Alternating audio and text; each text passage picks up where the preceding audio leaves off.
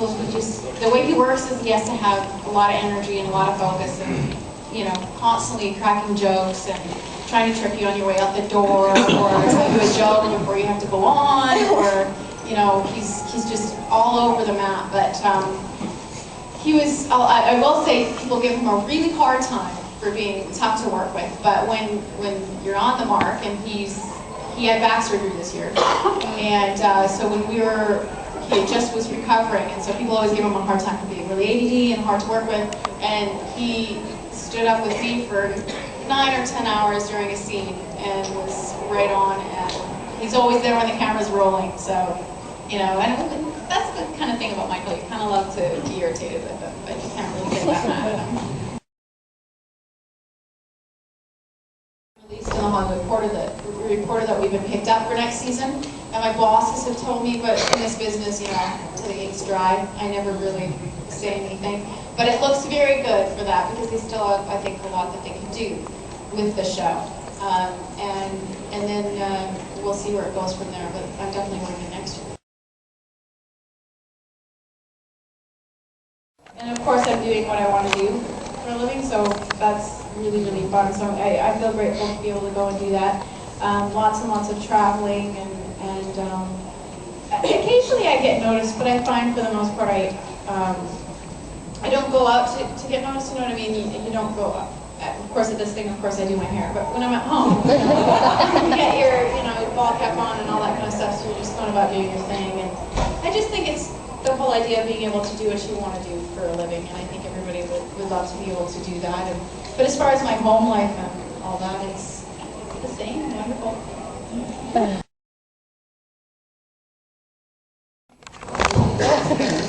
Or maybe in the future, next or next. Yeah, it is a tough question, because as an actor, there's so many different things you like, and that's part of what makes you be able to do what you do, because there's so many different characters that you want to tap into. I would say I would love to get into musical theater and do a little bit of that. That's a huge dream, but that's. You can sing. You want to sing something?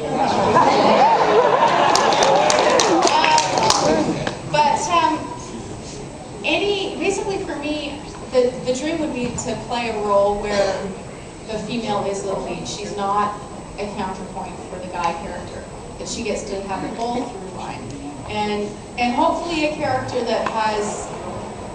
I know that Lois has her strengths and that sort of thing, but I really want to go out there and do something where she's really complicated and yet very human and tangible, and I want to be able to do things that girls can look at and go, you know what, there are characters out there, and I can look up to something, and different female roles out there that are something to try to aspire to be, instead of, prancing around with the dog.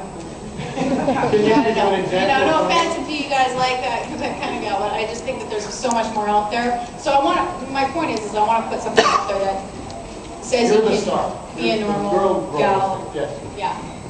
Very convoluted, but I'd love to work with Kate Blanchett if you're looking for an actress. Just like, I don't know, off the floors.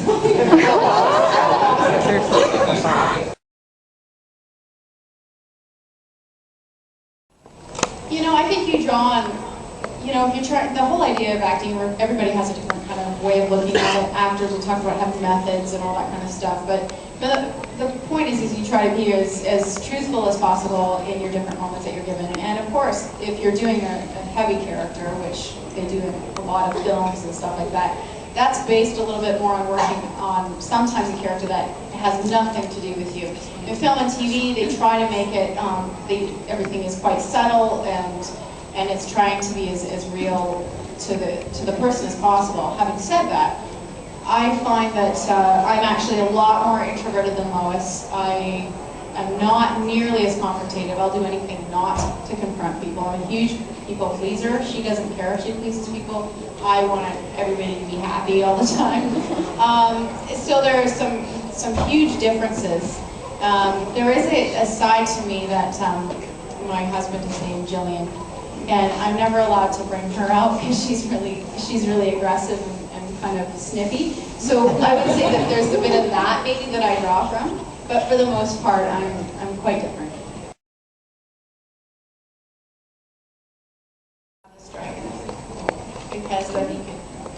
You can hurt people. Angry and yells and not nice people. You can just threaten them with the hurt.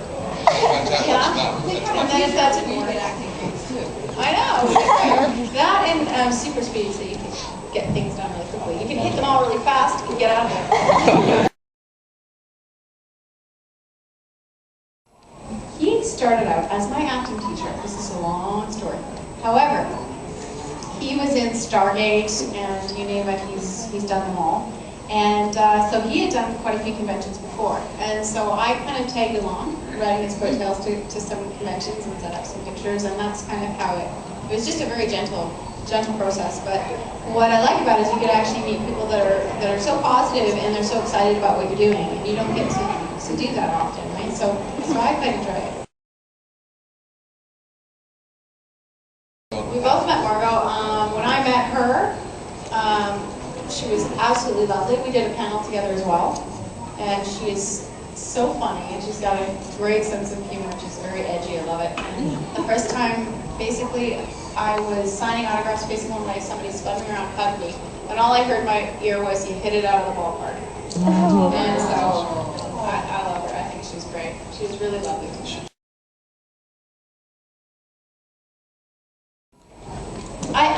They tease me a lot on set. I'm the most keen to do things. I'm always the one running in and being very excited to be there. I'm super perky all the time, and I'm very, very klutzy on set. And I would say, something came screaming back to me. There's a lot of things I've done where I go, but I think one of the funnier times, and it got all of us laughing, was in Crimson. They made me wear that outfit, which, you know, the stripper boots, because when you want to get a man, that's what my big thing is. What are you trying to tell girls? You want to get a man, you put red lipstick on and wear stripper boots. This is not But what had happened is she was running frantically to catch up to Clark to get into the elevator and trap him. And, you know, Tom's very tall, so when he's walking, you have to run really fast, and I'm wearing these 5-inch heels. And I'm running, and you could just see me right behind him. And I'm about to say my line, and I'm running behind him, and I bit it. I wiped out so hard on my heels and skirt. And so what you could see from the camera was like Clark was running, and I'm like, ah! And so that stopped production for quite a while.